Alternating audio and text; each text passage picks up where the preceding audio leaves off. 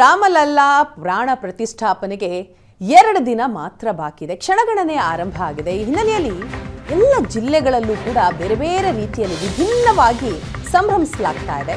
ಇದು ಚಿಕ್ಕಮಗಳೂರಿನ ಶೃಂಗೇರಿಯ ಕಿಗ್ಗಾದಲ್ಲಿ ರಾಮ ಜಪಯಾತ್ರೆ ಋಷ್ಯ ಶೃಂಗೇಶ್ವರ ದೇಗುಲದಿಂದ ನರಸಿಂಹ ಪರ್ವತಕ್ಕೆ ಯಾತ್ರೆ ಮಾಡಲಾಗ್ತಾ ಇದೆ. ನೂರಾರು ಹಿಂದೂ ಕಾರ್ಯಕರ್ತರು ರಾಮ ಜಪದಲ್ಲಿ ಭಾಗಿಯಾಗಿದ್ದಾರೆ. 5 ಕಿಲೋಮೀಟರ್ ಕಾಲ್ನಡಿಗೆಯ ಮೂಲಕ ತೆರಳಿ ರಾಮ ಜಪಯಾತ್ರೆಯನ್ನ ಮಾಡಿದ್ದಾರೆ.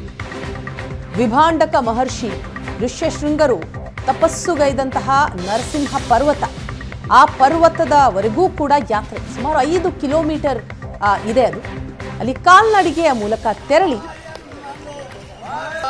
ಅಯೋಧ್ಯೆ ರಾಮ ಮಂದಿರ ಲೋಕಾರ್ಪಣೆಗೂ ಮುನ್ನ ಅವರು ತಮ್ಮ ಒಂದು ಸೇವೆಯನ್ನು ಸಲ್ಲಿಸ್ತಾ ಇದ್ದಾರೆ. ಋಷ್ಯಶೃಂಗರ ಪುತ್ರ ಕಾಮಿಷ್ಟಿ ಯಾಗದಿಂದ ರಾಮನ ಜನನದ ಐತಿಹ್ಯ ಇದೆ. ಜನವರಿ 22ರಂದು ರಾಮನ ಪ್ರಾಣ ಪ್ರತಿಷ್ಠಾಪನೆ ಆಗ್ತಾ ಇದೆ. ಈ ಹಿನ್ನೆಲೆಯಲ್ಲಿ ರಾಮ ಜಪಯಾತ್ರೆ, ನಾಮ ಜಪಯಾತ್ರೆ ನಡೀತಾ ಇದೆ. ಇಂದು ಇಡೀ ದಿನ ನಾಮ ಜಪ ಪಠಣೆ ಮಾಡಲಿರುವಂತಹ 200ಕ್ಕೂ ಹೆಚ್ಚು ಜನ ರಾಮ ಜಪಯಾತ್ರೆಯಲ್ಲಿ ಹೊರಟಿರುವವರನ್ನ ನೋಡ್ತಾ ಇದ್ದೀರಿ. ಚಿಕ್ಕ ಮಕ್ಕಳಾದಿಯಾಗಿ ವಯೋವೃದ್ಧರವರೆಗೂ ಕೂಡ ಎಲ್ಲರೂ ಈ ಯಾತ್ರೆಯಲ್ಲಿ ಸಾಗಿದ್ದಾರೆ.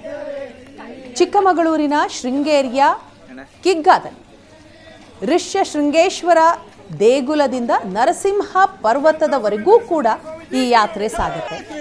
5 ಕಿಲೋಮೀಟರ್ ನಡೆಯುವಂತಹ ಯಾತ್ರೆ ಕಾಲ್ನಡಿಗೆಯ ಮೂಲಕವೇ ತೆರಳಿ ರಾಮ ಜಪಯಾತ್ರೆಯನ್ನ ಮಾಡ್ತಾ ಇದ್ದಾರೆ.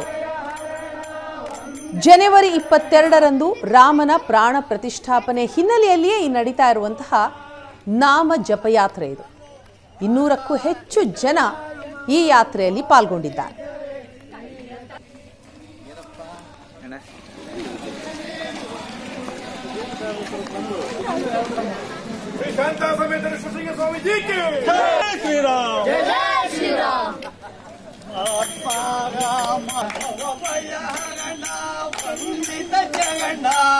ಚಿಕ್ಕಮಗಳೂರಾಯಿತು, ಇನ್ನು ಕೊಪ್ಪಳದಲ್ಲಿಯೂ ಕೂಡ ವಿಶೇಷವಾಗಿ ಅಯೋಧ್ಯೆಯ ರಾಮ ಮಂದಿರ ಲೋಕಾರ್ಪಣೆಗೂ ಮುನ್ನ ಸಂಭ್ರಮಿಸಲಾಗ್ತಾ ಇದೆ.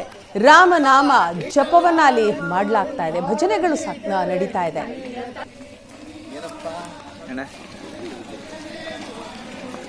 ರಾಮ ಜಪಯಾತ್ರೆ ಚಿಕ್ಕಮಗಳೂರಿನಲ್ಲಿ ಆಗ್ತಾ ಇದ್ರೆ, ಇನ್ನು ಕೊಪ್ಪಳದಲ್ಲಿ ದೇವಸ್ಥಾನದಲ್ಲಿ ರಾಮನ ದೇವಸ್ಥಾನದಲ್ಲಿ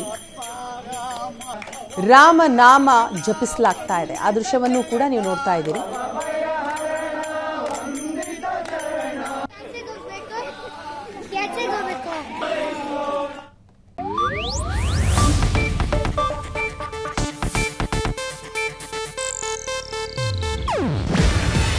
ಇದು ಏಷ್ಯಾನೆಟ್ ನ್ಯೂಸ್ ನೆಟ್ವರ್ಕ್ ಪ್ರಸ್ತುತಿ.